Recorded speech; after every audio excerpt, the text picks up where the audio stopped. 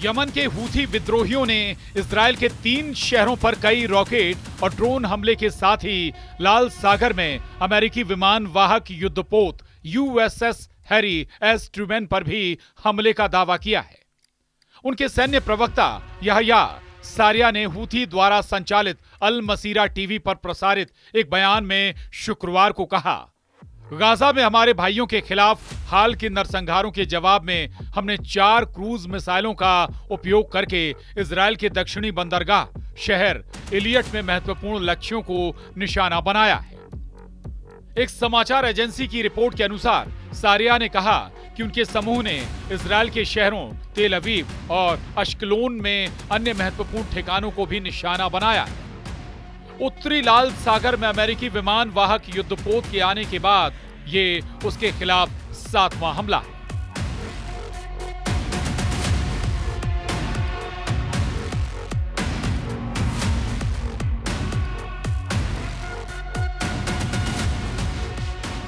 सारिया ने कहा, हम अपने देश के खिलाफ किसी भी घटनाक्रम या अमेरिकी इजरायल तनाव के लिए खुद के तैयार रहने की पुष्टि करते हैं।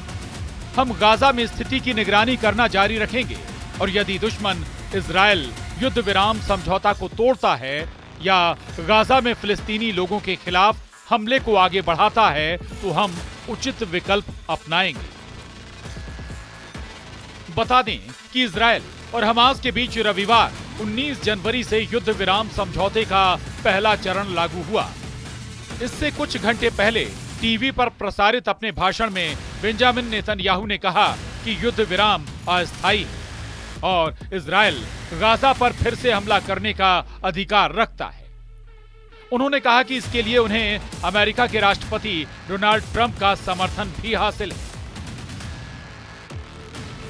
युद्ध विराम समझौता होने के बाद भी नेतन्याहू को कई स्तर पर दबाव का सामना करना पड़ रहा है, जिसमें बंधक बनाए गए सभी लोगों की रिहाई की मांग करने वाले हजारों लोग भी शामिल हैं। मतलब यह है कि गाजा का बारूद अभी ठंडा नहीं पड़ा। लेबनान की तबाही बदस्तूर जारी है। सीरिया में भी विद्रोही लड़ाकों का खूनी संघर्ष थम नहीं रहा। यमन के हूथी लड़ाके युद्ध को किसी भी शर्त पर बंद नहीं करने की धमकी दे रहे हैं, जबकि इजरायल हमास युद्ध समझौता लागू हो चुका है, मगर इजरायल को बर्बाद करने की धमकियां दी जा रही हैं। हूथी टॉप कमांडर हो या फिर ईरान के सुप्रीम लीडर, तुर्की के राष्ट्रपति हो या फिर कमांडर जुलानी, किसी को इजरायल की पीस पॉलिसी पर यकीन नहीं। आखिर इसकी वजह क्या है? क्या प्रेसिडेंट ट्रंप की धमकी के बाद भी खाड़ी में बारूदी घमासान खत्म नहीं होने वाला? कम से कम ईरान तो पीछे नहीं हटने जा रहा। ईरान के समर्थित फाइटर ग्रुप भी पीछे नहीं हटने वाले। इसका ऐलान हूथी कमांडर अब्दुल मलिक अल हौथी ने कर दिया है। कमांडर मलिक ने इजरायल से युद्ध जारी रखने का ऐलान दोहराया।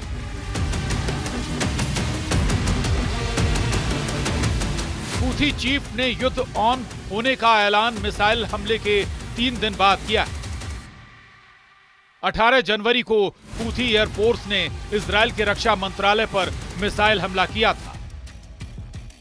धू अल फिकार मिसाइल की बौछार की जानकारी हूथी प्रवक्ता याह्या सिर्री ने दी थी। मतलब ये कि ट्रंप चाहे कुछ भी दावे करें, ईरान के सपोर्ट से युद्ध लड़ रहे फाइटर ग्रुप इजरायल को निशाना बनाना बंद नहीं करने वाले। इसके पीछे गाजा में इजरायल की सेना की नाकामी को भी माना जा रहा है। जिस तरह हमास लड़ाकों ने 2 साल तक इजरायल को बराबर की टक्कर दी, जिस तरह हमास ने इजरायल को अपनी शर्तों पर समझौते के लिए झुकाया, उससे उसके दुश्मनों को यह लगने लगा है कि इजरायल को युद्ध में हराना कोई बड़ी बात नहीं। इजरायल के हमले से हमास का अच्छा खासा नुकसान भले ही हुआ हो, लेकिन फाइटर ग्रुप ने सरेंडर नहीं किया। अब भी समझौते में हमास एक बंधक की रिहाई अपने 30 लड़ाकों की रिहाई की शर्त पर कर रहा है।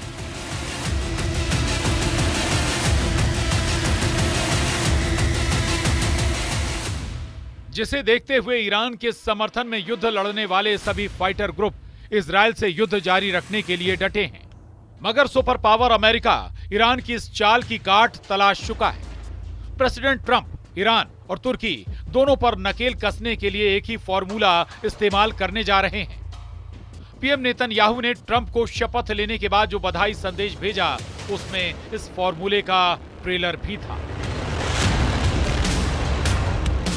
अब्राहम अकॉर्ड ये वो ट्रंप कार्ड है जिसे डोनाल्ड ट्रंप दोबारा से चलने जा रहे हैं, जिससे न सिर्फ इजरायल को मजबूती मिलेगी, साथ ही उसके दुश्मनों की धुकधुकी भी बढ़ेगी।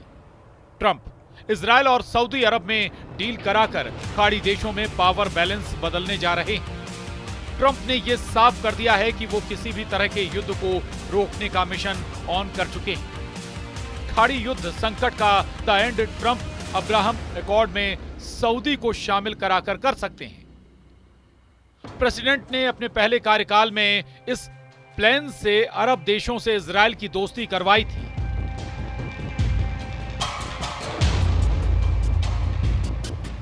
अब्राहम समझौता 15 सितंबर 2020 को अमेरिका की मध्यस्थता में लागू हुआ। सबसे पहले इस पर इजरायल और संयुक्त अरब अमीरात ने हस्ताक्षर किए, फिर बहरीन, सूडान, ओमान और मोरक्को के साथ भी अब्राहम अकॉर्ड पर सहमति बनी। अब ट्रंप दोबारा इस अकॉर्ड पर सऊदी अरब को राजी करने की कोशिश में जुट सकते हैं। अब्राहम समझौते के असर से जॉर्डन और इजरायल के रिश्ते में सुधार हुआ। अगर सऊदी अरब भी इस लीग में शामिल हुआ तो खाड़ी देशों में ईरान पूरी तरह से अलग थलग पड़ जाएगा। अरब देशों को इजरायल के खेमे में लाकर ट्रंप सिर्फ ईरान को ही नहीं, तुर्की को भी करारा झटका देंगे। हाल ही में जानकारी आई कि सऊदी अरब तुर्की से बड़ी हथियार खरीद करने जा रहा है। तुर्की से 100 के करीब कान फाइटर जेट की डील इसलिए अहम है क्योंकि सऊदी अरब ने पहले अमेरिका के F-35 जेट खरीदने की पहल की थी। लेकिन तुर्की के कान फाइटर जेट की कुछ खूबियां F-35 पर भारी पड़ रही हैं, जिसे तुर्की की कंपनी TAI और ब्रिटेन की कंपनी BAE सिस्टम ने बनाया है। तुर्की ने कान जेट को अमेरिका के F-16 फाइटर जेट की जगह पर बनाया है। तुर्की को इसकी जरूरत इसलिए पड़ी क्योंकि साल 2019 में अमेरिका के F-35 जेट प्रोग्राम से तुर्की को आउट कर दिया गया। अब्राहम अकॉर्ड के ट्रैक पर सऊदी अरब अगर आया तो तुर्की के हाथ से यह डील निकलनी तय है। वहीं इजरायल के तमाम दुश्मन भी नेतन्याहू और प्रिंस सलमान के साथ आने से दहल जाएंगे। Bureau report, news 18।